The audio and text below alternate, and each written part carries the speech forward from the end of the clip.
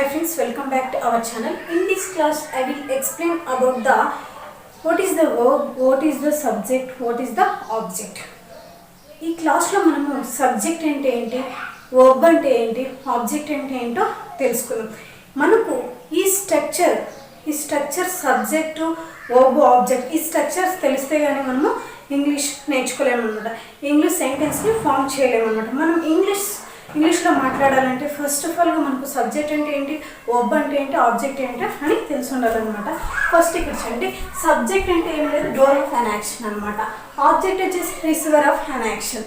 చూడండి, మనకి తెలుగులో ఈ సబ్జెక్ట్, వర్బ్, ఆబ్జెక్ట్ని ఏమంటామంటే సబ్జెక్ట్ని వచ్చేసి కర్త అంటాము, వర్బ్ని వచ్చేసి కర్మ, ఆబ్జెక్ట్ వచ్చేసి క్రియ, కర్త కర్మ క్రియ అని అంటాం అనమాట. ఇక్కడ చూడండి, ఇక్కడ ఫస్ట్ ఆఫ్ ఆల్ సబ్జెక్ట్ అంటే ఏమీ లేదు, సబ్జెక్ట్ని మనం ప్రొనౌన్ అని కూడా అంటాం అనమాట. This is the subject is a door of an action అనమాట. వర్బ్ అంటే ఏంటి, మనకు 5 టైప్స్ ఆఫ్ వర్బ్స్ అనేవి ఉన్నాయి ఇంగ్లీష్లో. వర్బ్స్ గురించి నేను వేరే క్లాస్లో అయితే డెఫినెట్గా 5 టైప్స్ ఆఫ్ వర్బ్స్ గురించి ఎక్స్ప్లెయిన్ అయితే చేస్తాను. నెక్స్ట్ వచ్చేసి ఆబ్జెక్ట్ అనమాట, రిసీవర్ ఆఫ్ ఎన్ యాక్షన్ అనమాట. ఓకే, సబ్జెక్ట్ నుంచి వచ్చే ప్రతిఫలాన్ని మనము ఆబ్జెక్ట్ కింద తీసుకోవచ్చు అనమాట. ఫ్రెండ్స్, వీటిని తెలుగులో ఎలా చూద్దాం. ఓకే, ఇక్కడ చూడండి, వాక్యంలోని పనిచేయు నౌన్ ఆర్ ప్రొనౌన్ని మనం సబ్జెక్ట్ అంటాం అన్నమాట.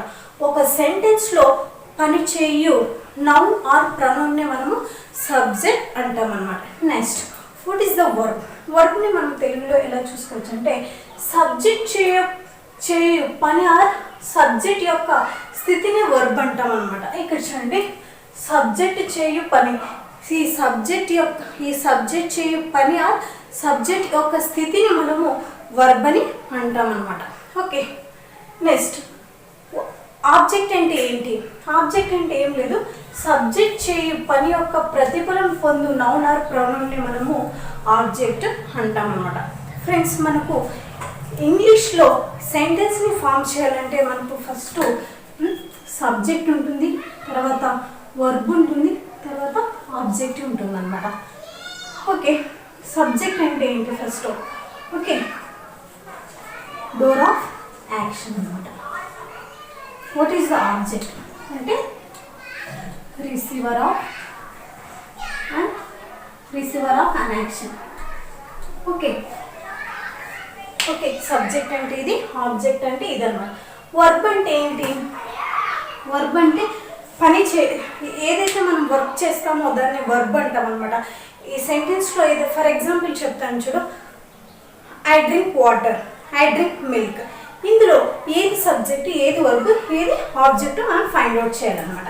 ఇక్కడ చూడండి, మనకి ప్రతి ఇంగ్లీష్లో సెంటెన్స్ స్టార్టింగ్లో వచ్చేసి మనకి సబ్జెక్ట్ ఉంటుంది, తర్వాత వర్బ్ ఉంటుంది, తర్వాత ఆబ్జెక్ట్ ఉంటుంది అనమాట. ఓకే, చూద్దాం.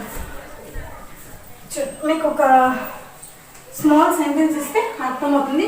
ఫ్రెండ్స్, మనకి సబ్జెక్ట్, వర్బ్, ఆబ్జెక్ట్ తెలిస్తేనే మనం డెఫినెట్గా స్ట్రక్చర్స్ని ఫామ్ చేయొచ్చు అన్నమాట. సెంటెన్స్ని ఈజీగా అర్థమవుతాయి అన్నమాట. ఫస్ట్ ఏముండాలని చెప్పాను, subject or pronoun, subject, verb, object అనమాట. So for example I will give small example. Okay, I drink water, I drink water. What is subject, what is object, what is the verb? In this sentence, what is subject, what is verb, what is the object? ఇక్కడ చూడండి, subject అంటే ఏంటి, I, we, they, he, she, it. ఈ 7 pronounce కూడా మనము subject are pronounce కింద తీసుకుంటున్నాం అన్నమాట. ఇక్కడ సబ్జెక్ట్ వచ్చేసి I, drink and water.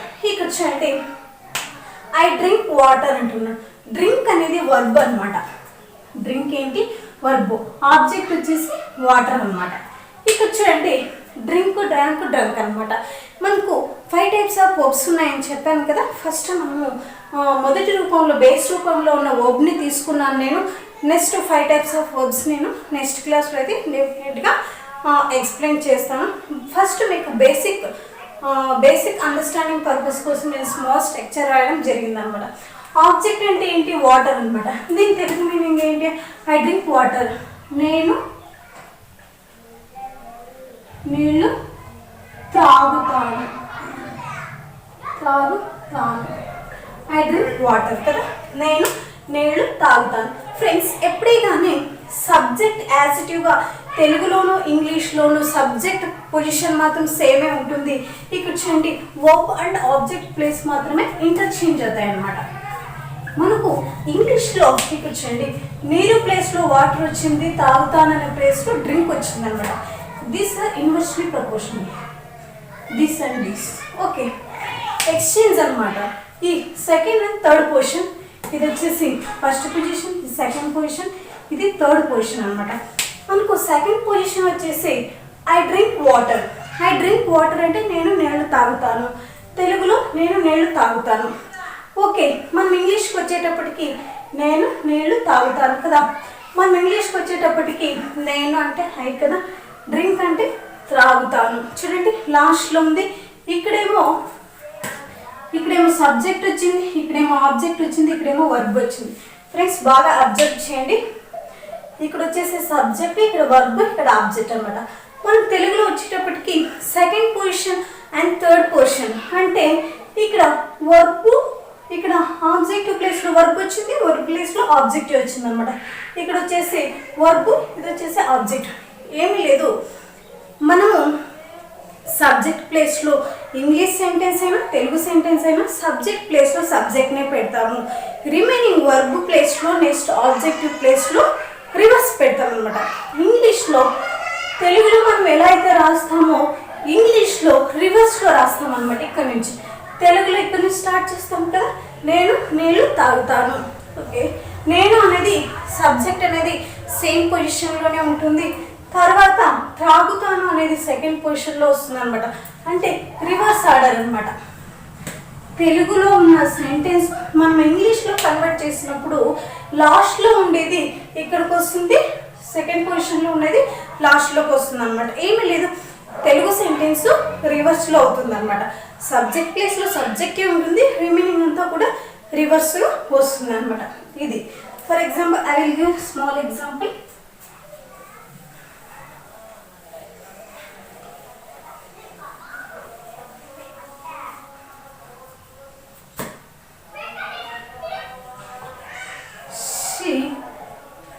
Plays cricket.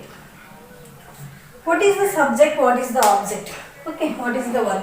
ఇందులో ఏది సబ్జెక్టు, ఏది వర్బ్, ఏదో ఆబ్జెక్ట్ అనేది మనం ఫైండ్ అవుట్ చేయాలన్నమాట. ఎప్పుడైతే మనము ఐడెంటిఫై చేస్తామో, ఎప్పుడైతే మనము ఏది సబ్జెక్టు ఏది వర్బ్ అని గుర్తు పెడతామో అప్పుడే మనకు సెంటెన్స్ని ఫామ్ చేయడం అండ్ సెంటెన్స్ని అర్థం చేసుకోవడం ఈజీ అనమాట. ఫస్ట్ ఆఫ్ ఆల్ మనకు సబ్జెక్ట్ అయితే ఎవరైనా కనుక్కుంటారో, మనం ఇంగ్లీష్లో 7 ప్రొనౌన్స్ ఉన్నాయి కదా, 7 సబ్జెక్ట్స్ ఉన్నాయి కదా, I, we, they, he, she, it. ఈ 7 సబ్జెక్టు స్టార్టింగ్ పొజిషన్లోనే ఉంటాయి.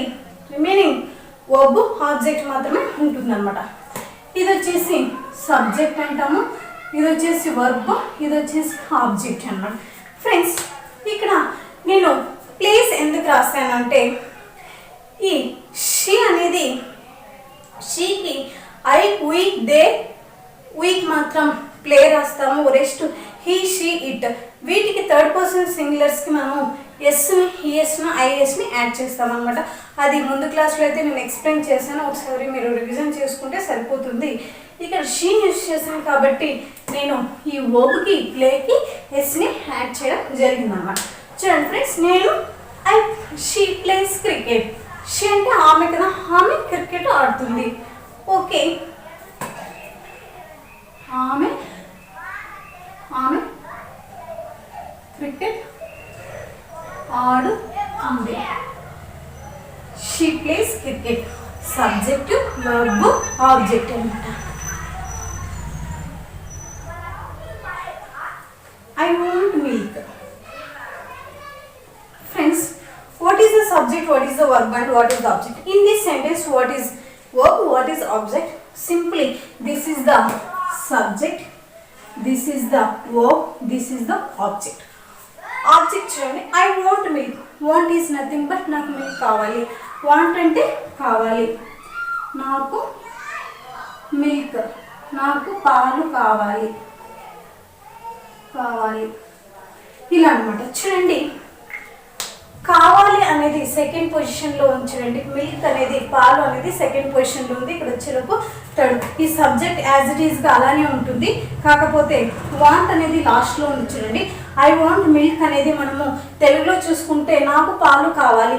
కావాలి అనేది సబ్జెక్ట్ ప్లేస్లో సబ్జెక్టే రాసాము. కావాలి అనేది సెకండ్ ప్లేస్లో రాసాను. చూడండి మిల్క్ అనేది పాలు రెండో పొజిషన్లో ఉంది. చూడండి ఐ వాంట్ మిల్క్ అంటే నాకు పాలు కావాలి.